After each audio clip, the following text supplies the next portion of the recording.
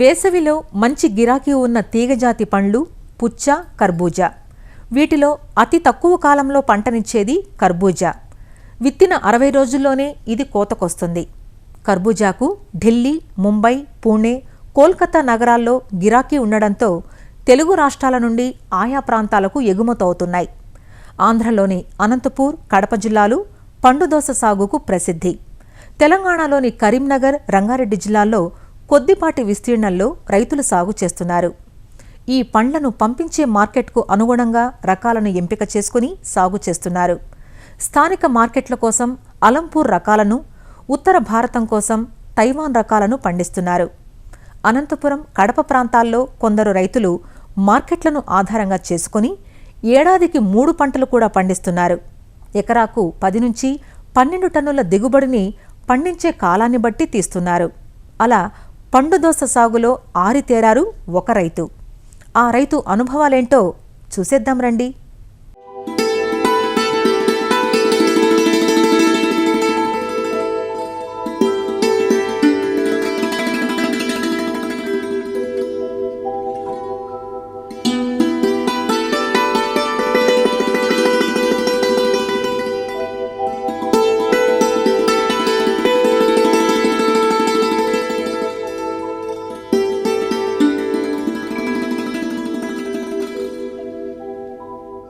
చూడముచ్చటగా ఉన్న కర్బూజా పండ్లను కోతలు చేస్తున్న ఈ పొలం ఎక్కడుందో తెలుసా?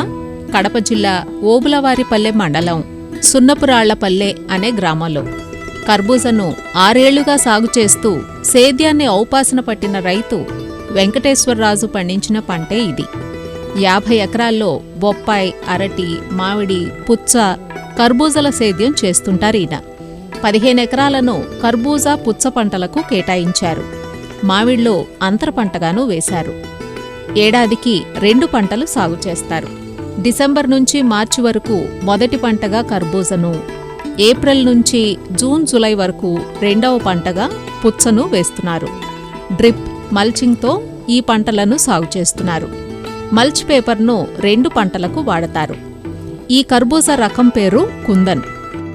డిసెంబర్లో విత్తుకున్న ఈ కర్బూజను 65 రోజుల అనంతరం కోతలు చేపట్టగా ఎకరాకు 15 టన్నుల దిగుబడి వచ్చింది. ఈ పంటను వ్యాపారస్తులు ముంబై, గుజరాత్, చెన్నై, బెంగళూరు మార్కెట్లకు పంపుతున్నారు. టన్ను సగటున 9,000 పడింది. ఆ లెక్కన ఎకరాకు 1,35,000 రూపాయల ఆదాయం. ఖర్చు 54,000 పోను 81,000 రూపాయల నికర లాభం వెంకటేశ్వరరాజు చేతికందుతున్నాయి.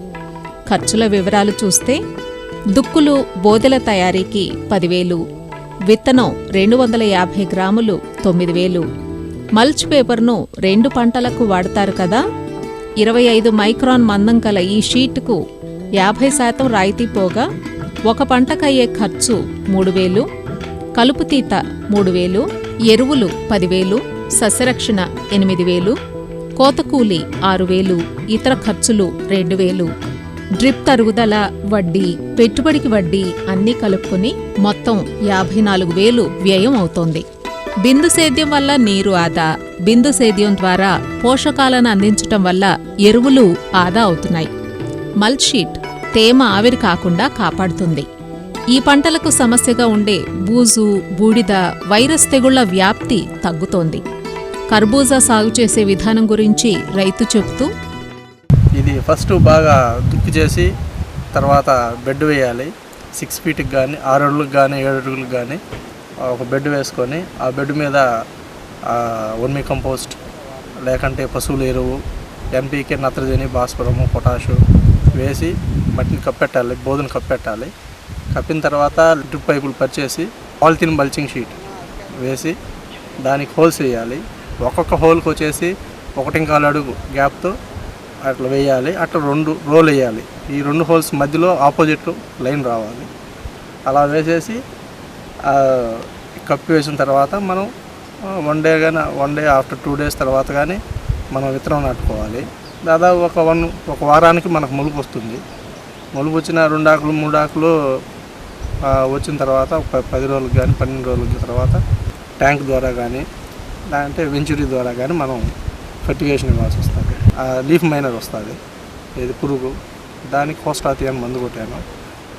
దాని తర్వాత పచ్చపురుగు, క్యాటర్పిల్లరు, ఈ త్రిప్స్, మైట్స్ అన్నీ వస్తాయి. ప్రతి వారం 10 రోజులకు మందు స్ప్రే చేస్తూనే ఉండాలి. ప్రతిరోజు కానీ ప్రతిరోజు మార్చి రోజు కానీ రైతు కంపల్సరీగా చూడాలి. బోదెలు తయారు చేసిన అనంతరం 1 టన్ను వెర్మి కంపోస్ట్, 3 నుంచి 4 బస్తాల సింగిల్ సూపర్ ఫాస్ఫేట్, 1 బస్తా పొటాష్, 3 కిలోల బోరాన్, 20 కిలోల బయోజైమ్లను వేసి మట్టిలో కలియబెడతారు. డ్రిప్ ద్వారా 1261, 319ల ఎరువులు, పిందె పడిన తర్వాత 40 రోజుల దశ నుంచి చివరి వరకు 13045 ఎరువును అందిస్తున్నారు. ఈ పంట కోతల అనంతరం పుచ్చను వేసి, పుచ్చ తీసుకున్న అనంతరం ఆగస్టులో పచ్చిరొట్ట పైరుగా జనుము వేసి అక్టోబర్లో పడదున్నుతారు. అదండి, ఇవి దోస పండ్లా, కాసుల పండ్లా అనిపిస్తోంది కదూ.